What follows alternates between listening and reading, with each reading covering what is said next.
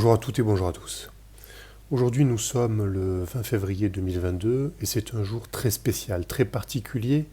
C'est un jour de révélation. C'est un jour de révélation qui va vous expliquer pourquoi le président français est la bête de l'événement, pourquoi il est en réalité l'antéchrist. Je sais que pour beaucoup de gens, parler de la Bible, parler finalement de la chrétienté, les effraie.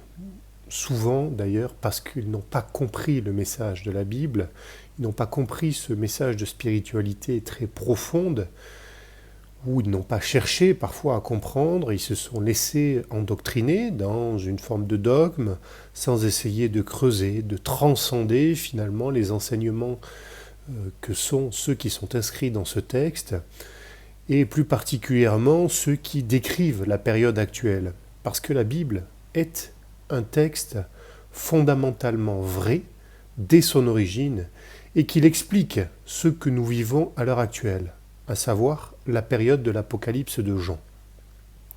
C'est un livre de sagesse qui certes permet d'entretenir une forme de cure d'âme, une profession de foi, et beaucoup d'autres finalement enseignements à tirer de ce texte et des enseignements de prêtres justes.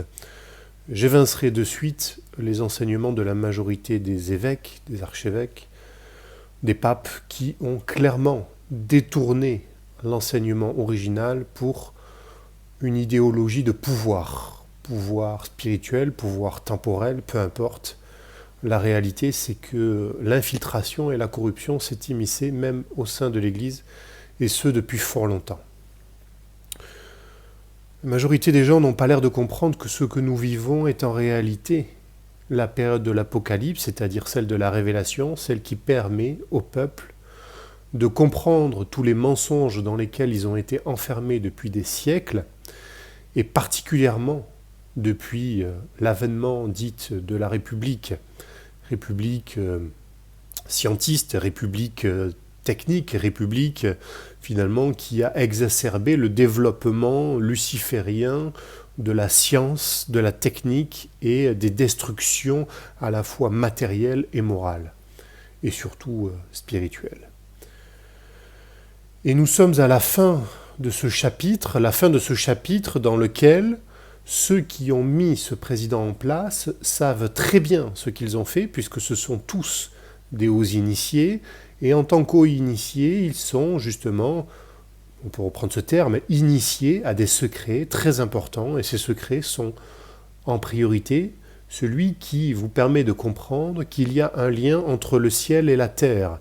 Ça signifie quoi ? Ça signifie que l'univers est une sorte de cosmos, c'est-à-dire un ordre dans lequel il y a une influence des astres, donc des alignements des planètes sur la voûte céleste, et plus précisément sur l'écliptique zodiacale étant la bande qui détermine les 12 signes du zodiaque.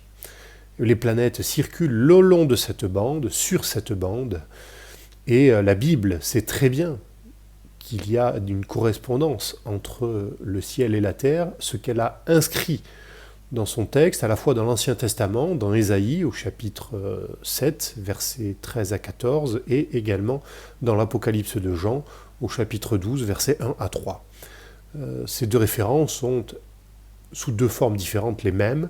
Elles font référence à une femme enceinte, femme qui est en réalité la constellation de la Vierge, qui est personnifiée, puisque le ciel a toujours et de tout temps, dans toutes les civilisations, a été personnifié par ce qu'on peut appeler le pouvoir à la fois politique et religieux de chaque période. Tous les prêtres étaient également des savants et des astrologues, des astronomes. La Bible a repris ces enseignements et elle les a inscrits dès l'origine dans les textes fondateurs que constitue la majorité, que constituent tous les textes finalement de la Bible, mais les plus importants sont ceux que nous vivons à l'heure actuelle et qui reflètent le chaos ambiant dans lequel nous sommes, et tout simplement le chaos qui est initié par celui qui se fait passer pour le Père Céleste, alors qu'en réalité, je vous rappelle que le Père Céleste, le mot Père Céleste, est en réalité la traduction étymologique du mot Jupiter. Vous pouvez vérifier dans le dictionnaire sur Internet, sur le CRNTL notamment. Eh bien, il y en a un qui se fait passer pour Dieu, il se fait passer pour le Père Céleste, alors qu'en réalité, il est cet imitateur pervers, menteur d'arrogance, de confusion, d'ammoralité presque criminelle en cette période, de fanatisme doctrinaire, une forme de producteur de pacotille spirituelle, d'art falsifié, bref, tout ce qui a été initié à partir de, la naissance de cette fausse république, qui est l'inverse d'une république philosophique, puisque c'est une république de communicants, de beaux parleurs, de sophistes, c'est-à-dire de menteurs, de personnes qui mentent pour leurs propres intérêts, tout simplement.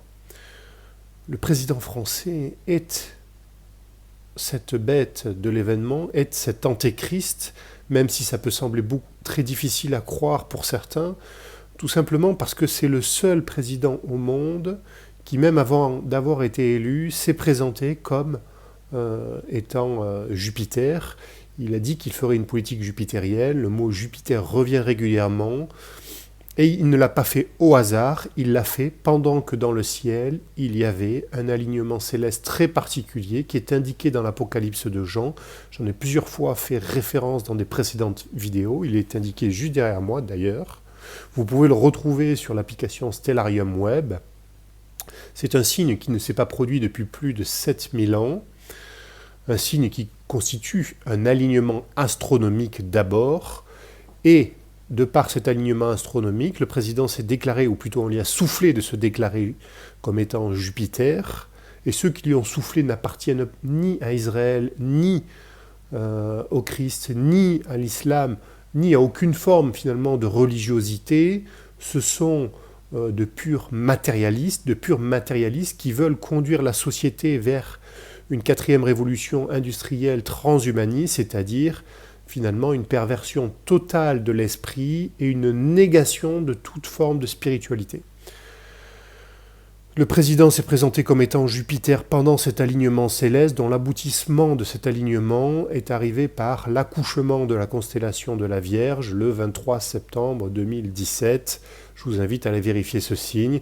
Le président français, avant ça, a été élu. Il a été élu, selon les premiers résultats, à 66,6%.